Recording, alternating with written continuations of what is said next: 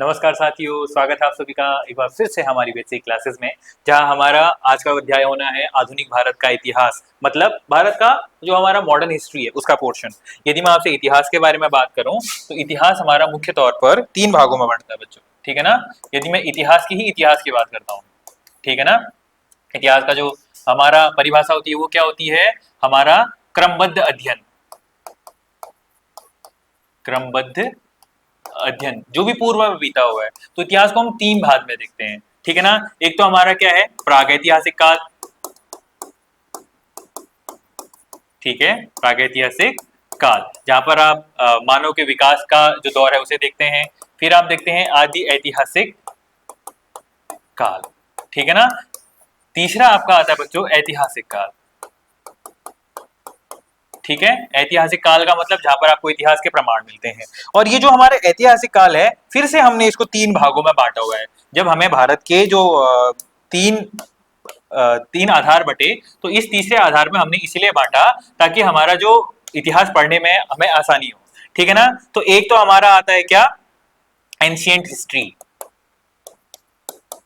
ठीक है। इसका मतलब क्या है, फिर दूसरा हमारा क्या आता है, मॉडर्न हिस्ट्री, मिडाइवल हिस्ट्री, ठीक है, मिडाइवल हिस्ट्री।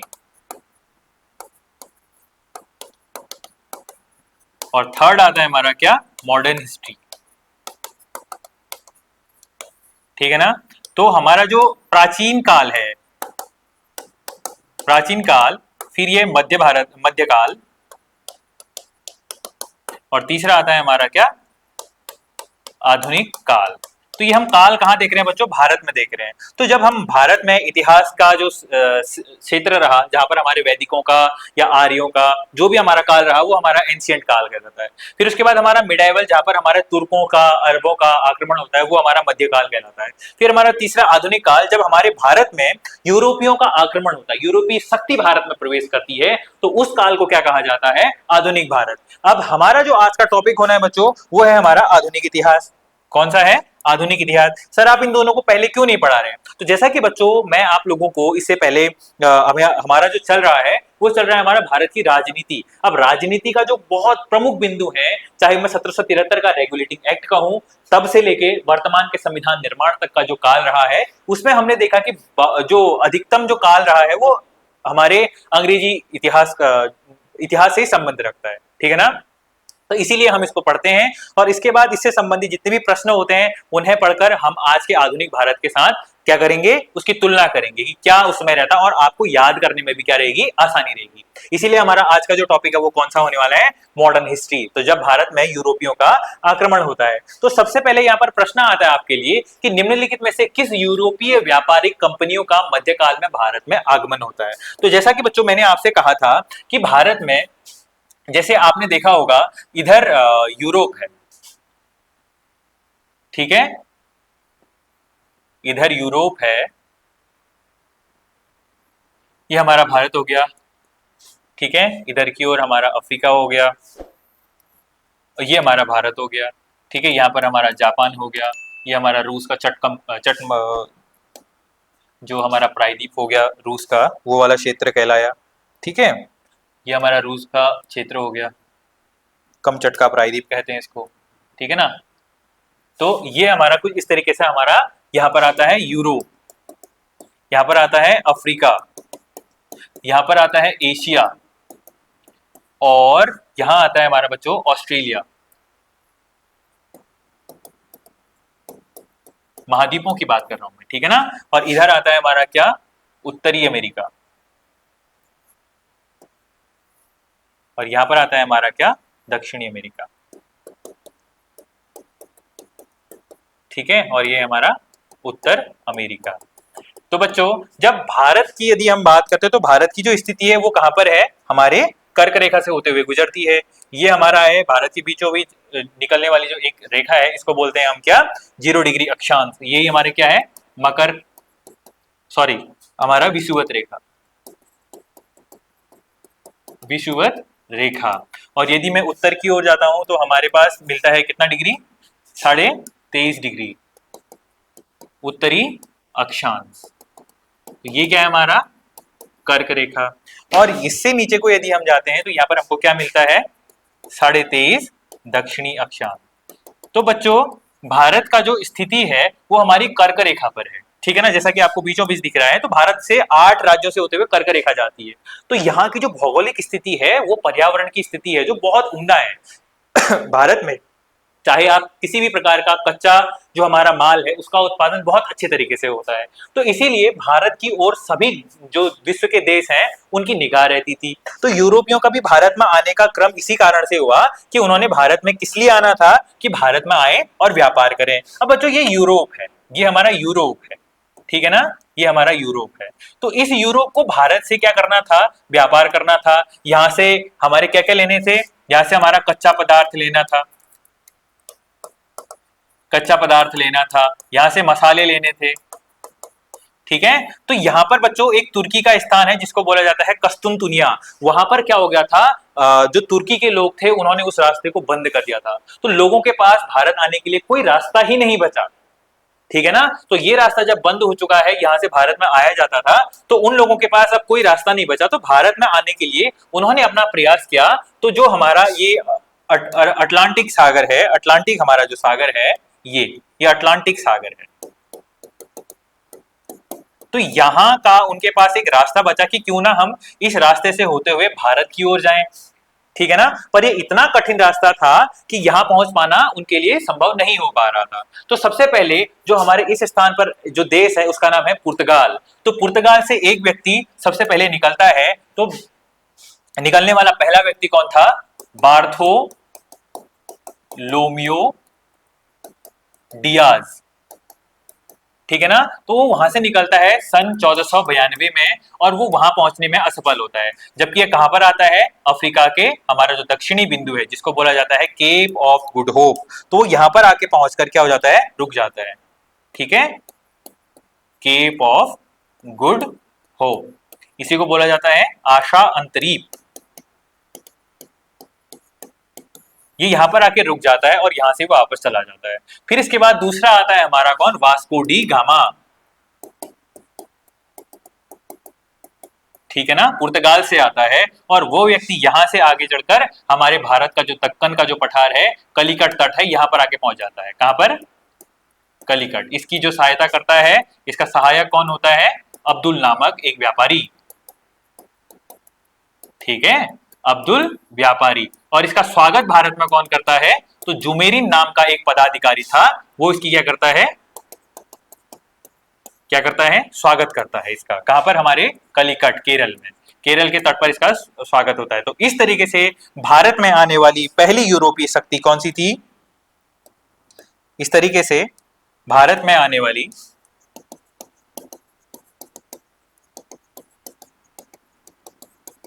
प्रथम यूरोपीय शक्ति, यूरोपीय शक्ति कौन थी, तो पुर्तगाल। कौन सी थी, ठीक है। तो भारत में आने वाली सबसे पहले यूरोपियन शक्ति कौन थी, तो पुर्तगाल थी। पुर्तगाल सबसे पहले भारत में आती है। तो भारत में पुर्तगाल के आने के बाद दूसरी आती है कौन, डच, ठीक है, डच। तीसरे नंबर पर कौन आते हैं, हमारे अंग्रेज, ब्रिटिश कंपनी आती है, ठीक है ना, ईस्ट इंडिया कंपनी के रूप में 31 दिसंबर 1600 को उसकी स्थापना होती है और 15 वर्ष भारत में व्यापार करने के लिए आती है, ठीक है ना। और चौथी आती है हमारी कौन सी, नीदरलैंड डेनिश। ये कहां के थे, हमारे हॉलैंड या नीदरलैंड के वासी, ठीक है ना, ये आता है। और पांचवें क्रम में आता है हमारा कौन, फ्रांस, ठीक है। तो ये सभी भारत में आते हैं बच्चों, और भारत में आकर किसका, इनका उद्देश्य क्या था, भारत में व्यापार करना। तो इसी तरीके में इसी क्रम में हमारी अंग्रेजी ईस्ट इंडिया कंपनी भी भारत में आती है, तो सन 1600 में। और जब इसका भारत में आगमन होता है तो ये भारत में सबसे पहले अपना एक नारा देती है, भूभाग नहीं व्यापार, ठीक है ना, भूभाग नहीं व्यापार का नारा देती है। और उसी क्रम में आगे चलकर भारत में राज करती है और यहाँ पर फिर बहुत सारे हमारे आंदोलन होते हैं। तत्पश्चात 1947 में हम आजाद होते हैं, ठीक है ना। तो इस क्रम में सबसे पहले जो हमारा यूरोपियों का भारत में आने का क्रम है वो आपको मैंने दे दिया है। तो इन्हीं को देखते हुए हमारा पहला प्रश्न है कि निम्नलिखित में से किस यूरोपीय व्यापारिक कंपनी का मध्यकाल भारत में आगमन हुआ था। तो उनमें हमारे फैलेंडर्स भी थे और स्वीडिश भी थे, ठीक है। तो पुर्तगाल भी आता है, ब्रिटिश भी आता है, डच भी आता है, डेनिश भी आता है, फ्रेंच या फ्रांसीसी भी आते हैं, और फैलेंडर्स भी आता है और स्वीडिश आते हैं। तो इसमें जो हमारा उत्तर होगा वो क्या होगा, उपरोक्त में से सभी, ठीक है। सभी छोटे छोटे रूप में व्यापार करने के लिए आते हैं, तो उन लोगों का उतना नाम नहीं आता है। बाकी इनके साथ युद्ध होता है, आपसी संघर्ष होता है, तो इस वजह से इनको प्रमुख रूप से जाना जाता है। पर भारत में प्रवेश करने वाली सबसे पहले यूरोपीय शक्ति कौन सी थी, तो पुर्तगाली थी। और भारत में आने वाला पहला पुर्तगाली कौन था, तो वास्को डी गामा। अगला प्रश्न बच्चों आपसे पूछा जाता है, वह पुर्तगाली कौन था जिसने गोवा पर अधिकार करवाया, ठीक है ना। तो हमारा भारत में फ्रांसिस्को डी अल्मेडा इनका पहला गवर्नर बनता है, जब ये अपनी फैक्ट्री बनाते हैं यहाँ पर 1500 ईस्वी के आसपास में। 1503 में इनकी जो कंपनी का जो बनता है, फिर उसके बाद इनका जो अध्यक्ष गवर्नर बनता है वो कौन बनता है, फ्रांसिस्को डी अल्मेडा। फिर उसके बाद क्या होता है, इन लोगों ने युद्ध करना शुरू कर दिया था, तो फ्रांसिस्को डी अल्बुकर क्या करता है, इसमें 1510 में गोवा पर आक्रमण करता है और गोवा के राजा थे उनको हरा देता है। तो ये कब वहां पर पहुंचता है, 1510 में, ठीक है।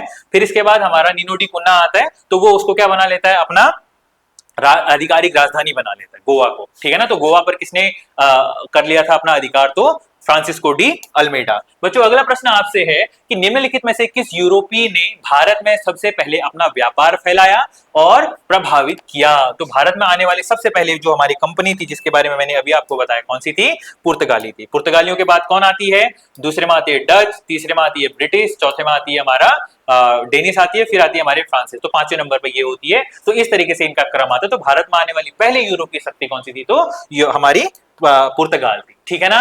फिर आपसे कह रहा है कि 1498 में वास्को डी गामा भारत में कहां पर उतरा था। तो बच्चों वो मैंने अभी आपको बताया कि भारत के वो कलिकट के तट पर उतरा था, जहां पर उसका स्वागत होता है, ठीक है ना। ये कहां पर उतरता है, हमारे कलिकट, केरल के तट पर, ठीक है। जब ये केरल के तट पर उतरता है तो इसका स्वागत किसने किया था, हमारे जुमेरिन ने किया था।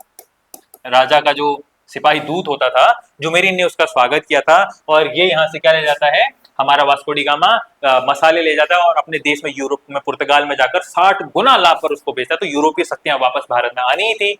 अगर आप किसी को 1 रुपए का कुछ सामान ले रहे हैं, उसको आप 60 रुपए का लाभ पा रहे हैं, इसका मतलब आपको 60 रुपए का लाभ हो गया। तो इतना आपके पास यदि लाभ आ रहा है, तो सारे के सारे आसपास के आपके पड़ोसी भी सोचेंगे, यार इतना पैसा ये कहां से कमा रहा है। तो सारे के सारे यूरोपीय शक्तियां भारत में आना चाहती हैं, ठीक है ना। तो अगला प्रश्न क्या है हमारा, वह अंग्रेज जिसने सम्राट जहांगीर दरबार में आकर भेंट किया था। तो यदि मैं बात करता हूं बच्चों आपसे ईस्ट इंडिया कंपनी की, ईस्ट इंडिया कंपनी की बात करता हूं, तो इसकी स्थापना कब होती है, इसकी स्थापना होती है 31 दिसंबर वर्ष 1600 को, ठीक है ना। महारानी एलिजाबेथ ने इसकी स्थापना की थी। किसने की थी, एलिजाबेथ ने की थी, ठीक है ना। और इन्होंने व्यापार की जो अनुमति है, ठीक है, व्यापार की अनुमति 15 साल तक दी थी। फिर उसके बाद सर ये 15 साल तक दी थी, तो 1947 तक भारत में क्या कर रहे थे, इनका जो बेटा था जेम्स फर्स्ट, उसने क्या कर दिया, इनका जो परमिशन थी वो अनिश्चित काल के लिए, जब तक ये चाहे इनकी मर्जी के लिए क्या कर दिया गया था, छोड़ दिया गया था। तो इसके बाद जब इसकी स्थापना भारत में होती है, तो भारत में इनमें से फिर आते हैं ये लोग। तो सबसे पहले फिर हमारा इनका आना भारत में स्टार्ट हो जाता है। तो इनका जो हमारा सबसे पहले रिप्रेजेंटेटिव आता है, तो उस समय शासनकाल चल रहा था 1600 में बच्चों, किसका, अकबर का, ठीक है। यहाँ पर शासन किसका चल रहा है बच्चों भारत में, अकबर का। अब अकबर का जो निधन हो जाता है बच्चों, वो हो जाता है 1905 में, सॉरी 1605 में। जब 1605 में इसका निधन हो जाता है, तो 1608 में हमारा आता है कौन, कैप्टन हॉकिंस। कौन आता है, कैप्टन हॉकिंस आता है। तो पिछले बार आपसे पीसीएस में ये आपके एसएससी पेपर में ये पूछा गया था कि जो कैप्टन हॉकिंस था वो किस जहाज से भारत में आया था, ठीक है ना, किस जहाज से आया था। तो भारत में पानी के रास्ते आया था, तो ये हेक्टर नामक जहाज से आया था, ठीक है, हेक्टर नामक जहाज से आया था। पर इसे जहांगीर बच्चों परमिशन नहीं देता है, ठीक है, जहांगीर परमिशन नहीं देता है। फिर इसके बाद क्या होता है बच्चों, टॉम स्रो आता है इसके दरबार में, किसके, जहांगीर के दरबार में आता है। तो फिर उसके बाद राजा कौन बना, कहा मैंने, जहांगीर, अकबर का बेटा जहांगीर बनता है। तो क्या होता है कि जहांगीर जब इसका राज सत्ता पर बैठता है, तो उसके बाद आता है 1611 के आसपास, 1609 में कौन आता है हमारा? Thomas Roe. कौन आता है? टॉमस रो आता है। तो हेक्टर के बारे में या हमारे कैप्टन हॉकिंस के बारे में तो यहाँ पर पूछा नहीं गया है। तो सर टॉमस रो आए थे, सर जॉन आए थे, या राल्टा बीता आया था, या सर जॉन सोर आए थे? तो यहाँ पर कौन आया था बच्चों? सर टॉमस रो आए थे। ठीक है ना, तो यहाँ पर हमारा इसका सही उत्तर क्या हो जाएगा? ए हो जाएगा। ठीक है, इसका गहन अध्ययन ही आपको क्या कराएगा? अपनी सफलता के पीछे ले जाएगा। ठीक है ना, तो हमारा कौन आया था? टॉमस रो आया था। इसने दरबार में जहांगीर को खुश करा था, फिर उसके बाद जहांगीर ने इसे इजाजत दे दी थी भारत में व्यापार करने की, पर कैप्टन हॉकिंस को यहाँ पर इजाजत नहीं मिली थी। ये बहुत ध्यान रखने वाली बात है। ठीक है ना बच्चों, अगला प्रश्न है 1717 में निम्नलिखित में से मुगल सम्राट ने अंग्रेजों की ईस्ट इंडिया कंपनी को भारत में व्यापार पर विशेषाधिकार प्रदान करने का फरमान जारी किसने किया था? ये जो हमारा बच्चों यहाँ पर हमारा एक शासक था फर्रुखसियर। ठीक है ना, एक शासक कौन था? फर्रुखसियर। 1707 में हमारा निधन हो जाता है, किसका? हमारे औरंगजेब का। तो जैसे ही औरंगजेब का निधन हो जाता है तो फिर उसका बेटा फर्रुखसियर क्या होता है? सत्ता पर बैठता है। पर ये सत्ता पर बैठने के बाद ये बीमार पड़ जाता है। तो एक ब्रिटिश आता है हमारा, कौन? ब्रिटिश आते हैं और ब्रिटिश इससे मांगते, इसको ठीक कर देते हैं, इसका इलाज करते हैं। तो फर्रुखसियर उन्हें क्या कर देता है कि बिना किसी कर के, बिना किसी उद्देश्य के इनको क्या कर देता है? अनिश्चित काल के लिए व्यापार करने की इजाजत दे देता है। तो किसके काल में हुआ था? तो वो फर्रुखसियर नामक मुगल सम्राट के काल में हुआ था। ठीक है ना, तो अगला प्रश्न क्या है? एक द्वीप पर निर्मित भारत का नगर। ठीक है, एक द्वीप पर निर्मित भारत का बड़ा नगर कौन सा है? पणजी, जो कि गोवा की राजधानी है? नहीं, ये गोवा में है। रामेश्वरम, ये तमिलनाडु पर है, ये नहीं, इतना बड़ा शहर नहीं है। पोर्ट ब्लेयर, ये किसकी राजधानी है बटू? इसका वर्तमान नाम बदल चुका है। ठीक है ना, इसका नाम वर्तमान में नाम क्या हो चुका है? श्री विजयापुरम। क्या हो चुका है नाम? श्री विजयापुरम। श्री विजयापुरम इसका ये है। राजधानी किसकी है? तो ये है अंडमान और निकोबार की। ठीक है, अंडमान निकोबार की राजधानी है। तो फिर क्या होता है? तो यहां पर जो सबसे बड़ा नगर स्थापित किया जाता है हमारा कौन सा है? मुंबई। और मुंबई किस द्वीप पर स्थित है? ये कई बार पूछा गया है। तो मुंबई सालसीट द्वीप पर स्थित है। सालसीट द्वीप पर। इसी को क्या कहा जाता है? भारत की मौद्रिक राजधानी। ठीक है, भारत की फाइनेंस कैपिटल, मौद्रिक राजधानी। ठीक है, तो भारत का जो मुंबई है वो मुंबई कहां पर स्थित है? हमारे सालसीट द्वीप पर स्थित है। अगला प्रश्न बच्चों आपसे पूछ रहा है कि निम्नलिखित में सुमेलित कीजिए। तो यहां पर सबसे प्रश्न आपसे पूछा जा रहा है फोर्ट विलियम को मिलाइए। तो क्या होता है, जब भारत में अंग्रेज आते हैं तो अंग्रेज क्या करते हैं? अपनी कंपनी स्थापित करेंगे, अपना जो उनकी फैक्ट्री है उसे स्थापित करेंगे। तो उन्होंने क्या किया था? भारत के जो तटीय क्षेत्र हैं, चाहे वो मुंबई हो, जैसे मैंने आपको अभी पहले पूर्वी देश के बारे में बताया, या हमारा तमिलनाडु का चेन्नई हो, मद्रास कहा जाता था, या हमारा कोलकाता बंगाल में जो हमारे सूती वस्त्रों के लिए, या वहां पर आप जूट को देखेंगे सबसे ज्यादा अधिक मात्रा में पाए जाते हैं। तो वहां पर क्या होता है? इन्होंने अपने अपने किले बनाए थे। तो एक बनाया जाता है फोर्ट विलियम, जो कि कहां बना था? कलकत्ता में। अगला विलियम बनाया था इसमें था फोर्ट गेड्रिया, तो ये कहां पर था? पुलिकट में। ठीक है, अगला बनाया था हमारा फोर्ट गुस्तावुस, ये कहां बनाया था? चिंसुरा में। चिंसुरा कहां है बच्चों? बंगाल में ही है ये। ठीक है ना, ये भी बंगाल में है, ये कोलकाता भी बंगाल में है। फोर्ट लुई कहां बनाया गया था? पांडिचेरी, जो कि हमारा कहां है वर्तमान? तमिलनाडु के पास में, पुदुचेरी में। ठीक है ना, तमिलनाडु के पास। ठीक है, तमिलनाडु के पास। तो ये हमारे पहले का ऑप्शन पहले से, और ये फोर्ट विलियम का नाम वर्तमान में बदल दिया गया है। वर्तमान हमारी श्रीमती द्रौपदी मुर्मू ने इसका नाम बदल दिया है। इसका वर्तमान नाम क्या हो चुका है? विजय दुर्ग। ठीक है, विजय दुर्ग इसका वर्तमान में नाम हो चुका है। तो ऑप्शन कौन सा है इसमें? 1 2 3 4, ऑप्शन ए इसका सही उत्तर है बच्चों। ठीक है, तो अंतिम रूप से हमारा आज का एक अंतिम प्रश्न है जिसमें हम युद्ध को सुमेलित करने के बारे में बात कर रहे हैं। कि पहला क्या है? घटना के बारे में पूछ रहा है। दूसरा, बंगाल का तत्कालीन गवर्नर कौन था? तो पहला बच्चों इस प्रश्न का उत्तर है कि जो प्लासी का युद्ध हुआ था 1757 में, तो उस समय कौन था? हमारा रोजर ड्रेक था। तो यही बच्चों निर्णायक युद्ध था, जब हमारा सुजाउद्दीन जो हमारा बंगाल का नवाब था, उसने ब्रिटिश के खिलाफ सबसे पहले क्या किया था? अपना जो लड़ाई का जो शुरुआत था वो वहां से होती है। तो उस समय ये किसके किसके बीच में होता है? तो ये होता है हमारे किसके बीच में? Shuja-ud-Daula versus Robert Clive. ठीक है ना, रॉबर्ट क्लाइव को यहाँ पर क्या कर दिया जाता है, इसको हरा दिया जाता है। ठीक है ना, तो यहाँ पर ईस्ट इंडिया कंपनी क्या हो जाती है, जीत जाती है। फिर उसके बाद आता है द्वैत शासन लागू। फिर क्या होता है हमारा, आपको पता होगा 1764 में हमारा क्या होता है, 1764 में बक्सर का युद्ध होता है। ठीक है, बक्सर के युद्ध के बाद 1765 में क्या होता है बच्चों, इलाहाबाद की संधि, इलाहाबाद की संधि। और इसी संधि में क्या होता है, द्वैत शासन लागू किया जाता है, बंगाल में द्वैत शासन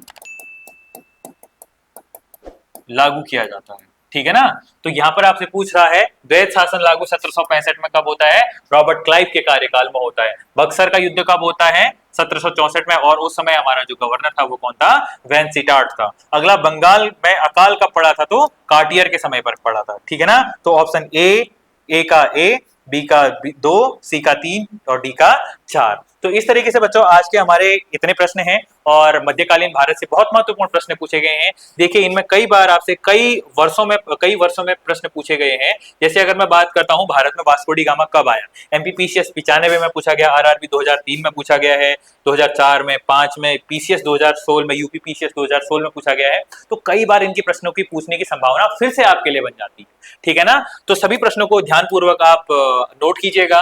बाकी इसी क्रम को हम फिर से आगे बढ़ाएंगे और हमारे आगे का जो कालक्रम है इतिहास का उसे हम पढ़ेंगे। तो आज के लिए इतना ही करते हैं, जाते जाते हमारे चैनल को लाइक करना, सब्सक्राइब करना मत भूलिएगा। आज के लिए इतना ही, आप सभी का बहुत बहुत धन्यवाद।